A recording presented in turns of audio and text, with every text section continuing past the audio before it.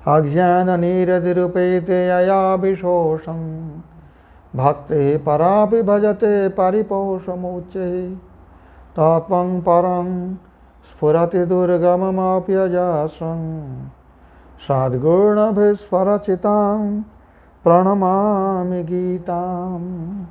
अथ श्रीमद्भगवद्गीता अथ अष्टादशाध्यायः सप्तमः श्लोकः।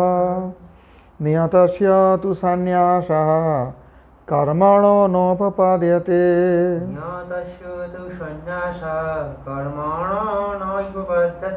मोहात् यस्य परित्यागः तामसः परिकीर्तितः।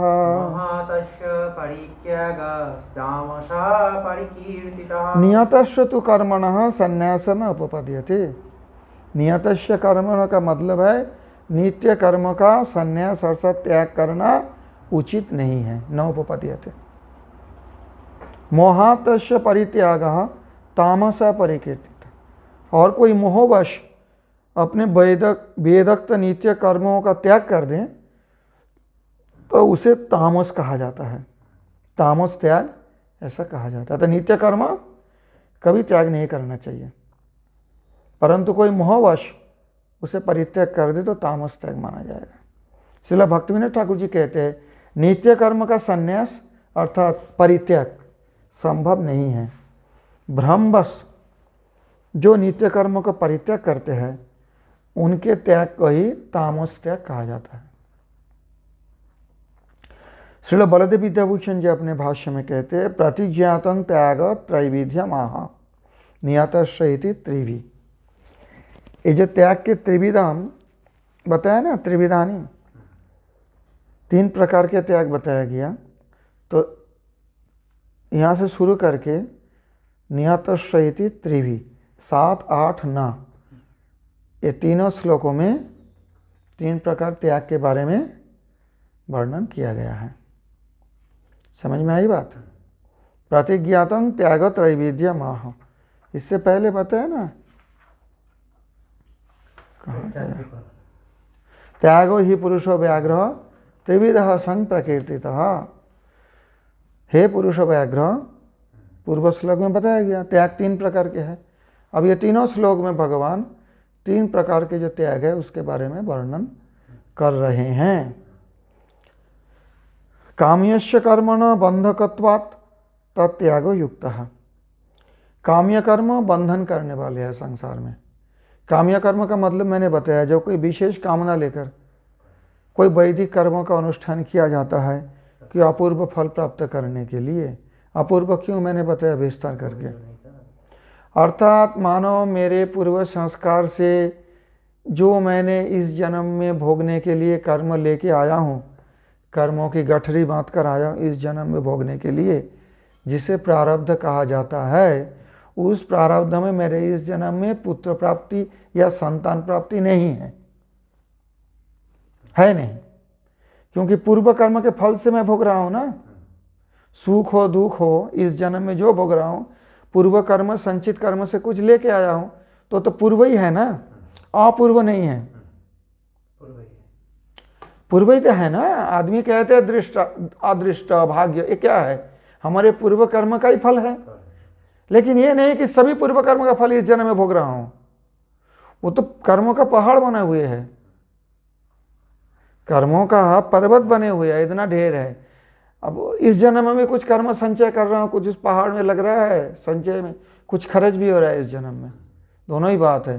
परंतु जो प्रारब्ध कहा जाता है अर्थात जिस कर्म भोगने के लिए मैं लेके आया हूँ इस जन्म में, शुभ कर्म और शुभ कर्म दोनों ही, तो शुभ कर्म से सुख मिलने वाले, अशुभ कर्म से दुख मिलने वाले, परंतु उसमें पुत्र प्राप्ति या संतान प्राप्ति रूप कोई कर्म मेरा है नहीं जो इस जन्म में मुझे भोगना है। तो उसका मतलब क्या? पूर्व के हिसाब से पुत्र है नहीं या संतान है नहीं, जैसे बोलो।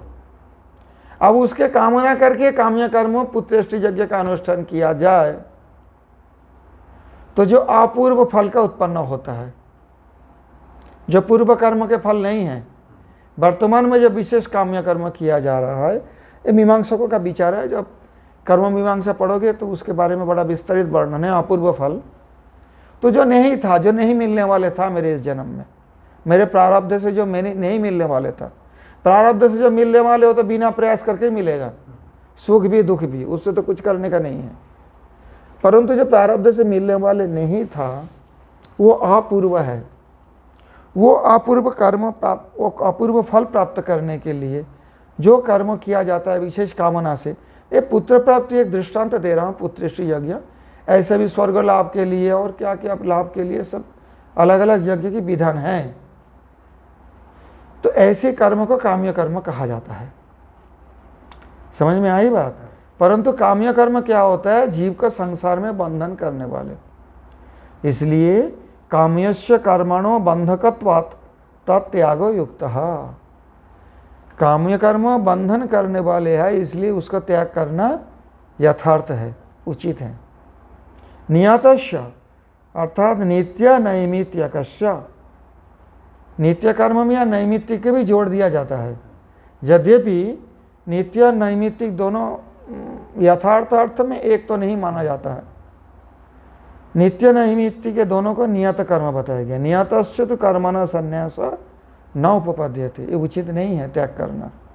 अर्थात नित्य कर्म और नैमित्तिक कर्म, नित्य कर्म के मतलब वेदों में जैसे बताया गया हर संध्याम उपासिता, और जो द्विजाति है उनके लिए जैसे अग्निहोत्र का विधान है, ये सब नित्य कर्म है। और नैमित्तिक कर्म कौन है मैंने बताया, फिर आप भूल गए होंगे। कोई निमित्त को उपलक्ष्य करके जो कर्म का स्थिति हो, अर्थात किसी का पिता माता गुजर गए तो उनके लिए श्राद्ध कर्म करना है, नित्य कर्म नहीं है ये, और नैमित्तिक में आ जाएगा। किसी का पुत्र जन्म हुआ या कन्या जन्म हुई तो उसके लिए जो जात कर्म संस्कार आदि अन्नप्राशन आदि, ये भी नैमित्तिक कर्म है, उसी का निमित्त करके आया है ना। कोई पाप हो गया तो उसी पाप को निमित्त करके प्रायश्चित्त कर्म करना है, उसी पाप से छालन मुक्त होने के लिए, वो भी नैमित्तिक कर्म में आता है। ये जो नित्य नैमित्तिक कर्म है ये महायज्ञादि कर्मणः महायज्ञ कहा जाता है। महायज्ञ मतलब जानते नहीं महायज्ञ किसे कहते हैं?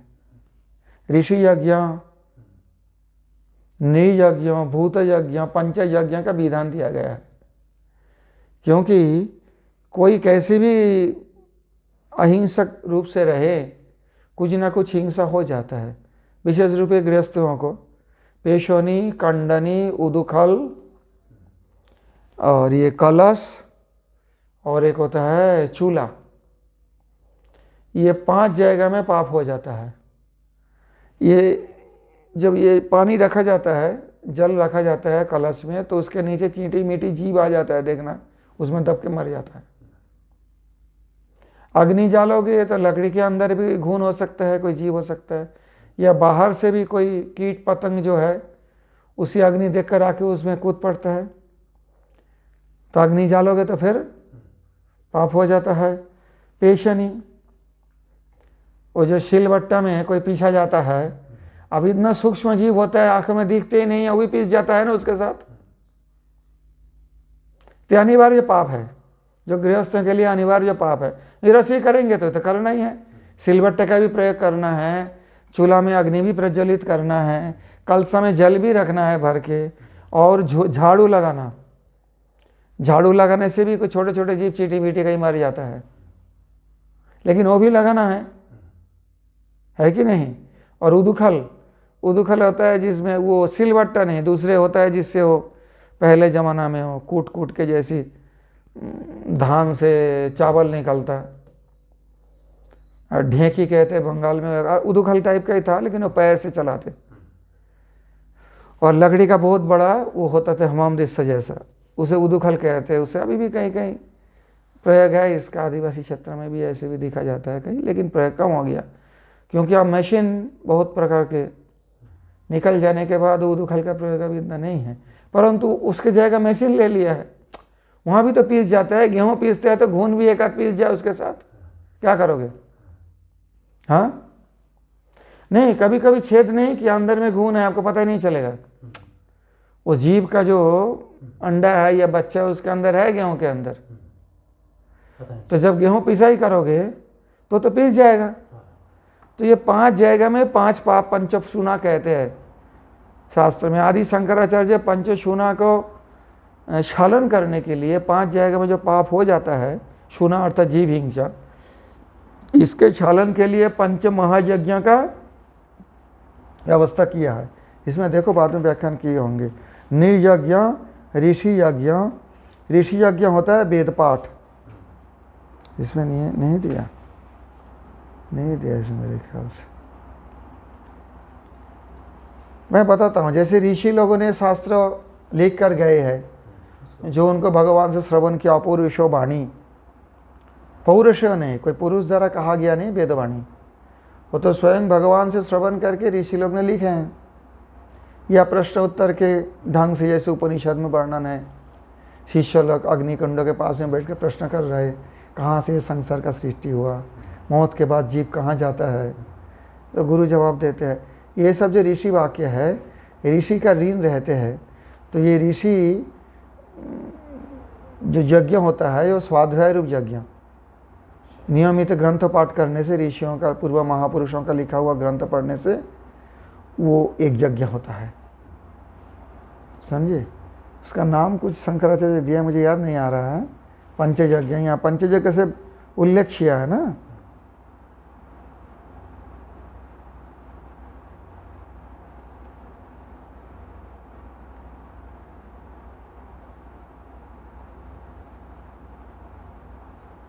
विषयतंतु कहाँ दे दिया है? विषयतंतु तो नहीं है। हाँ, आत्मोद्देशात विस्वर्णवान यहाँ दिया है, आगे दिया है। तो महायज्ञ का यहाँ कुछ बोले ही नहीं है। नित्य नैमित्तिक महायज्ञादि कर्म का त्याग युक्त युक्त नहीं है, ऐसे बताया। तो महायज्ञ होता है जैसे कि अतिथि आ गया, अतिथि मतलब जो एक तिथि तक नहीं रहेंगे।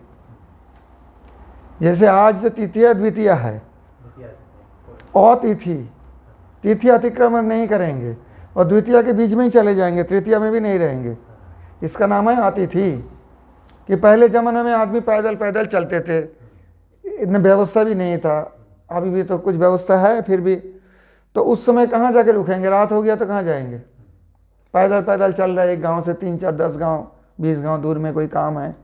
ऐसे तो कम चलते थे, लेकिन कभी आवश्यकता पड़ते तो चलते। फिर कहाँ रुकेंगे? किसी गृहस्थी के घर में जाके रुकेंगे। होटल मोटल तो नहीं था उस समय इतना। होटल में रुकने वाले भी कौन होते जो होटल करेंगे किस लिए? अभी व्यवस्था दूसरा है, लेकिन पहले ऐसी व्यवस्था नहीं थी। तो किसी अतिथि, और रुकेंगे नहीं, रात को रुकेंगे, सुबह तिथि अतिथि, तिथि अतिक्रमण नहीं करेंगे, फिर चल देंगे वो। तो ऐसे अतिथि को सेवा करना निर्यज्ञ कहते हैं। उनका भोजन देना, रहने की व्यवस्था जैसे अपने साध्य अनुसार कर देना, यह अतिथि सेवा करना निर्यज्ञ पंच महायज्ञ में आता है। एक हो ऋषि यज्ञ हो गया, ऋषि यज्ञ या स्वाध्याय यज्ञ, उसका ध्यान नहीं आ रहा है, जो भी हो, ग्रंथ पाठ करना। एक होता है अतिथियों की सेवा करना, और क्या दर्जा में धक्का रहे क्या कोई, तो हो गया निर्यज्ञ। और एक होता है भूत यज्ञ। भूत यज्ञ मतलब जितना जीव है, कौआ को भोजन देना, गैया को भोजन देना, कुत्ते को रोटी खिलाना, इत्यादि इत्यादि, और जीवों का कष्ट है, चिड़ियाओं को नहीं जल रख देना, दाना दे देना थोड़ा, ये सब भूत यज्ञ हैं। और जीवों को संतर्पण करना, ये हो गया। और एक होता है आपको, ये हो गया 3, ऋषि यज्ञ, निर्यज्ञ, भूत यज्ञ, पितृयज्ञ। पितरों के उद्देश्य करके, जिनका पिता गत हो गए, उनका अधिकार होता है श्राद्ध में।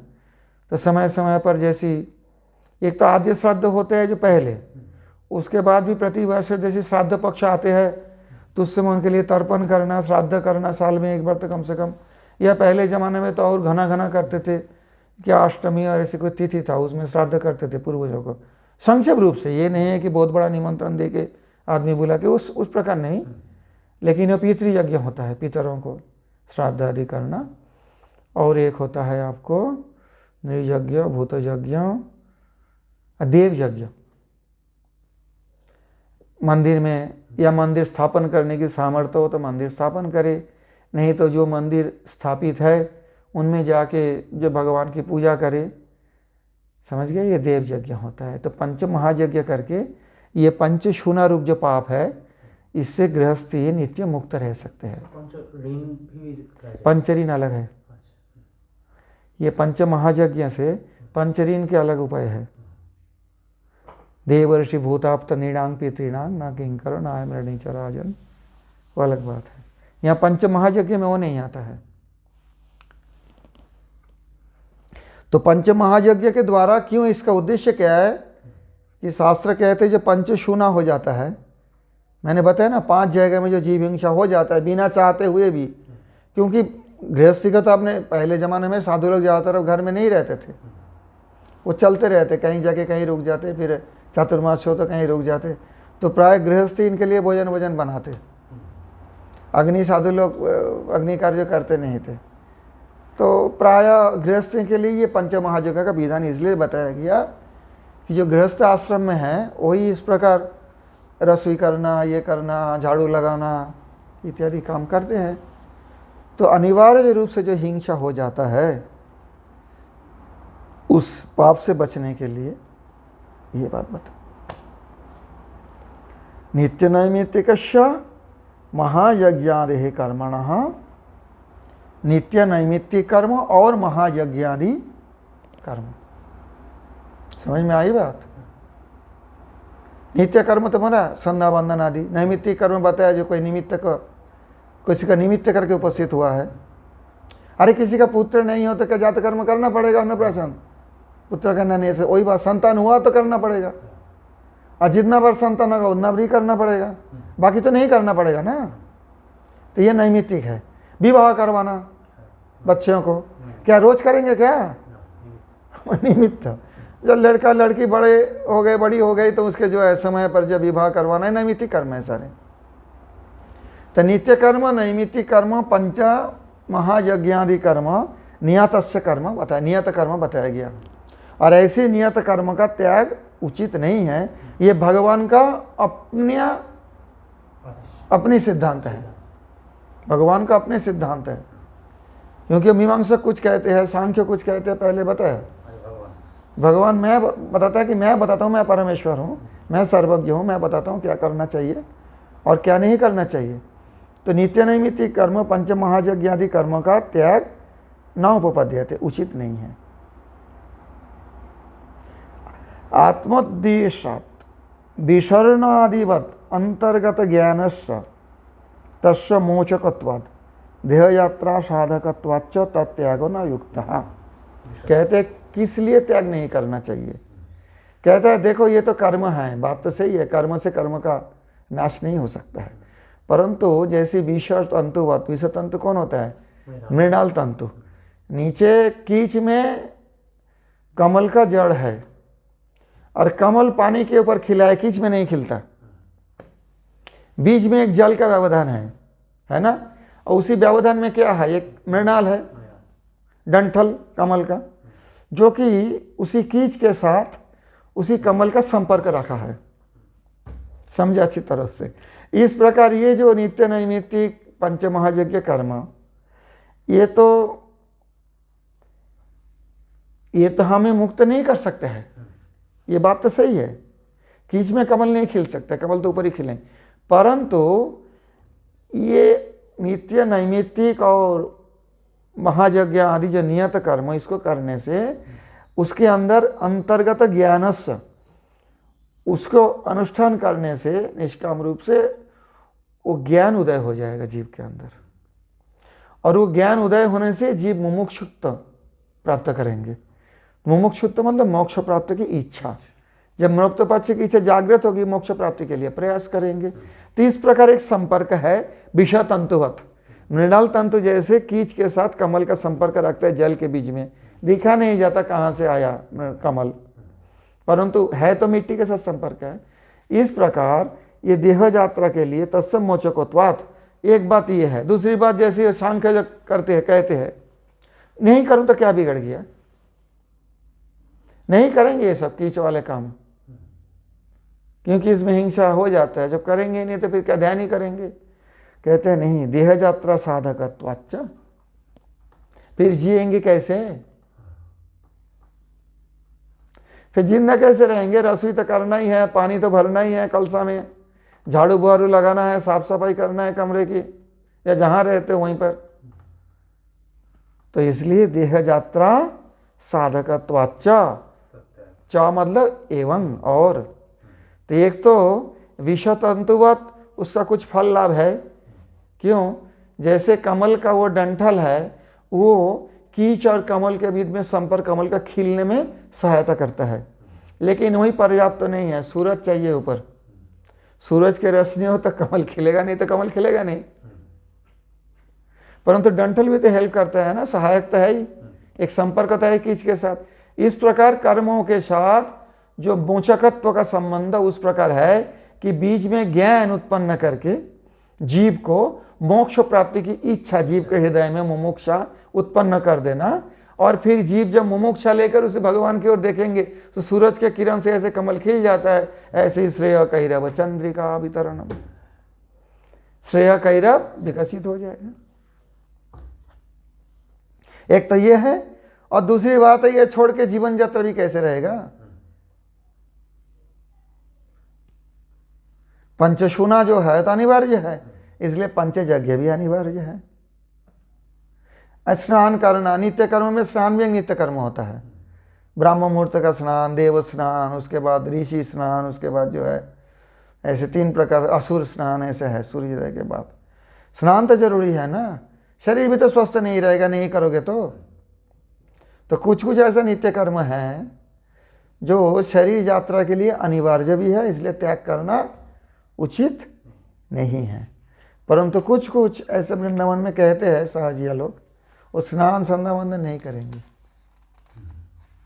कभी इच्छा हुआ तो स्नान किया, नित्य कर्म क्यों करेंगे, सब त्याग करके सिर्फ कृष्ण चिंतन करेंगे। ये भी यथार्थ नहीं हो पाता, क्योंकि देह यात्रा निर्वाह करने के लिए स्नान तो तुम्हें करना ही है, चाहे 7 दिन में करो 20 दिन में करो, सुबह सुबह कर लो, शरीर स्वस्थ रहेगा। स्वस्थ रहेगा तो कृष्ण ध्यान अच्छी तरह से कर पाओगे। हाँ, प्रत्यक्ष रूप से ये नित्य नैमित्तिक या महायज्ञ आदि कर्म किसी को मुक्ति नहीं दे सकती है, परंतु ज्ञान प्राप्ति के उपाय स्वरूप बनकर वो मुक्ति का कारण बन सकता है। एक इस कारण से त्यागना नहीं चाहिए, और दूसरी बात यह है कि इसके बिना देह यात्रा साधन होना मुश्किल है, इसलिए भी इसका त्यागो न युक्ता। समझ में आई बात? आत्मोद्देश, आत्म को उद्देश्य करके विसरणादिवत अंतर्गत ज्ञानस्य तस्य मोचकत्वात् देहयात्रा साधकत्वाच्च तत्यागो न युक्तः। तेन ही देवता भगवत विभूतिर अर्चतां तच्छेष ही पूत ही सिद्धा देहयात्रा तत्वज्ञानाय संपद्यते।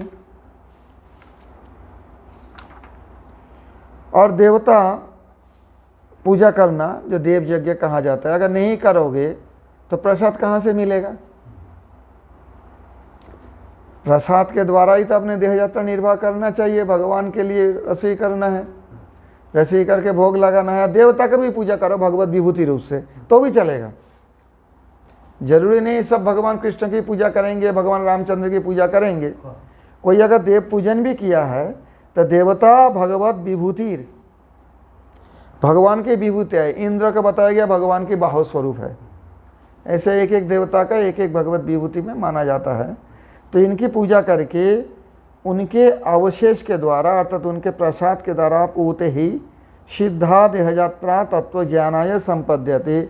उसी देहयात्रा के लिए देवताओं का जो अवशेष है उसी पवित्र वस्तु ग्रहण करने से क्या होता है न तत्व ज्ञान के लिए वो देहयात्रा सफल होता है। देह धारण तो हर जीव करता है, हर जीव भोजन करता है, लेकिन अगर मैं कौन हूँ, मेरे साथ इस संसार का क्या संबंध है, मेरे साथ भगवान का क्या संबंध है, इस प्रकार तत्व ज्ञान को अगर हृदय में विकसित करना है, अनुभव करना है तो पवित्र जीवन की आवश्यकता है। पवित्र जीवन की आवश्यकता हो तो देव पूजा भी आवश्यक है, और उसी देव पूजा के अवशेष से, समझ गया ये बात, उसके द्वारा जो देह यात्रा सिद्ध होता है यो तत्व ज्ञान उससे बनते हैं। तत्व ज्ञानाय संपद्यते, तत्व ज्ञान के लिए उपयुक्त होते हैं। और तत्व ज्ञान हो तो फिर मोक्ष मार्ग पकड़ ही लेंगे। वैपरीत्य पूर्वम अभिहितम नियतं कुरु कर्मत्वम इत्यादि भी स्थिति है। अगर विपरीत हो तो कोई नहीं करे तो कोई अगर नहीं करे, नियत कर्म का भी त्याग कर दे, नित्य नैमित्तिक और महायज्ञादि कर्म का भी त्याग कर दे तो क्या होगा? वैपरीत्य पूर्वम अभिहितम। पहले जैसे तृतीय अध्याय में भगवान बताया कि अनियतं कुरु कर्म त्वं कर्म ज्यायो यकर्मणः शरीर यात्रा पीछा ते न प्रसिद्धेद अकर्मण। कर्म ज्याय अकर्मण तो विषतंतुवत। कर्म से अकर्म होता है, कीच से सफाई नहीं होती है, लेकिन विषतंतुवत वो ज्ञान उदय कराते हैं जो मोक्ष के लिए जीव को प्रवृत्त करते हैं। समझ में आई बात? तो अगर कोई विपरीत करे तो क्या होगा? वैपरीत्य पूर्वम अभिहितं नियतं कुरु कर्मत्वम इत्यादि भी तृतीय तस्यापि मोहात् बंधकम इति अज्ञानात् परितः स्वरूपेण त्यागस तामस भवति। तृतीय अध्याय में तो भगवान बोल दिया, अभी भी बोल रहे हैं। और कोई मोहवश अर्थात अज्ञानवश, मोह मतलब वो सोचते हैं कि ये भी बंधन करने वाले, इसका भी त्याग कर दूं। कोई कहता है महाराज जी अन्न का नशा सबसे बड़ा नशा होता है, तो आप बीड़ी सिगरेट इस पे क्यों आपत्ति करते हो? वो मूर्खता बस कहते हैं, क्योंकि अन्य भोजन करना शरीर के लिए आवश्यक है, नशा करना शरीर के लिए आवश्यक नहीं है और हानिकारक है। तो दोनों थोड़ी तुलना हो सकती है।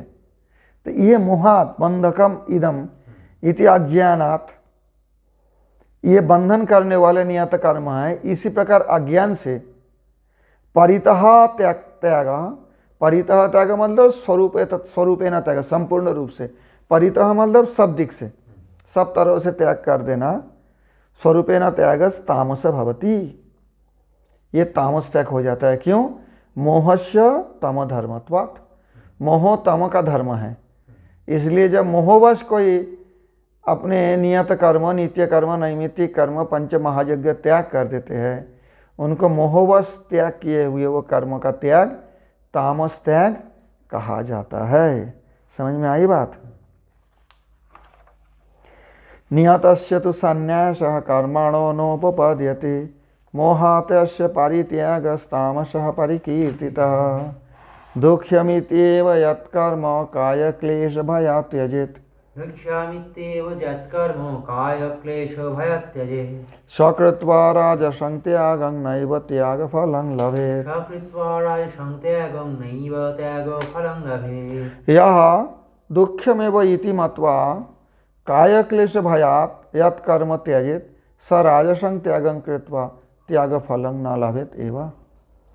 जो कर्म केवल दुखजनक है, अरे बड़ा मेहनत होता है, काय को ये सब करे, संध्या वंदन करना, सुबह स्नान करना, संध्या वंदन, देव पूजन, पंच महायज्ञ और भी जो नित्य नैमित्तिक कर्म हैं, ये काय क्लेश भयात, शरीर का कष्ट होगा, कष्टकर है, इसलिए त्याग कर देते हैं। उस प्रकार व्यक्ति का त्याग राजस त्याग है। वो त्याग के फल जो ज्ञान है उसको प्राप्त नहीं कर पाते हैं। श्रील भक्तिविनोद ठाकुर जी कहते हैं, जो व्यक्ति नित्य कर्म को क्लेश कर जानकर भय से उसको त्याग करते हैं, उसका त्याग ही राजस त्याग होता है। वो त्याग के फल क्या होते हैं? त्यागात् शांतिर अनंतरम।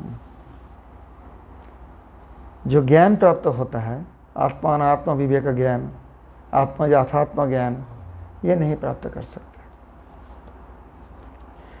श्रील बलदेव विद्याभूषण जी कहते हैं अपने भाष्य में, निष्कामतया अनुष्ठितं विहितं कर्म मुक्ति हेतुरीति जानन्यपि। वो जानते हैं कि निष्काम रूप से जो विहित कर्म है, नित्य कर्म आदि, वो मुक्ति का हेतु कारण बन सकता है। जानने के बाद भी द्रव्योपार्जन प्रातः स्नानादिना दुख रूपमिति काय क्लेश भयात् चैतन्य मुमुक्षुरपि त्यजेत्। वो सोचता है ये सब कर्म करने के लिए द्रव्य संग्रह करना है ना, सामान इकट्ठा करना है, उसके लिए परिश्रम है। फिर प्रातः स्नान करना भी एक कष्ट है। हाँ, गर्मी का मौसम में तो प्रातः स्नान अच्छा होता है, लेकिन ठंडी का मौसम में, लेकिन प्रातः स्नान जो करना है उनको तो गर्मी में भी करना है और ठंडे के मौसम में भी करना है। परंतु जो इस प्रकार प्रातः स्नानादिना दुख रूपमिति, ये सब सामान इकट्ठा करना, प्रातः स्नान आदि करना ये दुख रूप है। इस प्रकार काय क्लेश भयात चैतन मुमुक्षुरपि त्यजेत। मुमुक्षु व्यक्ति भी जो मोक्ष चाहता है वो भी डर के मारे काय को इतना सामान इकट्ठा करे, काय को प्रातः स्नान वो भी त्याग कर दें। मुमुक्षुरपि त्यजेत स त्याग राजसः। क्यों? कि उसमें दुख मिलेगा उसका। दुःखस्य रजोधर्मत्वात्। दुख बस त्याग करते हैं ना कि दुख लग रहा है, काय को इतना कष्ट करे। मोक्ष प्राप्त करने की इच्छा है और जानते हैं कि ये नित्य नैमित्तिक कर्म करने से मोक्ष के लिए आसानी हो जाता है, ज्ञान लाभ होता है, फिर भी काय क्लेश भयात त्यजेत। तो भय जो है, ये जो है दुख जो है, ये रजोधर्म है, इसलिए इनको जो त्याग है ये राजस त्याग कहा जाता है। ऐसे त्याग करने से अर्थात जो मुमुक्षु है जो इस प्रकार डर के मारे नित्य नैमित्तिक कर्म त्याग करने से तस्य फलं ज्ञाननिष्ठा न लभते, वो ज्ञाननिष्ठा कभी भी प्राप्त नहीं कर पाएंगे। समझ में आई बात?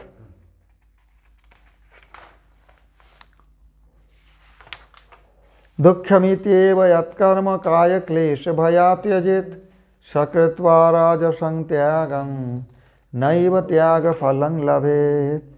कार्यमित्येव यत्कर्म नियतं क्रियते अर्जुन कार्यमित्येव यत्कर्म नियतं क्रियते अर्जुन संगं त्यक्त्वा फलं चैव स त्यागः सात्विको मतः। संगं त्यक्त्वा फलं चैव स त्यागः सात्विको मतः। तो तामस त्याग के बारे में वर्णन किया, राजस त्याग के बारे में वर्णन किया और सात्विक त्याग, त्रिविध त्याग।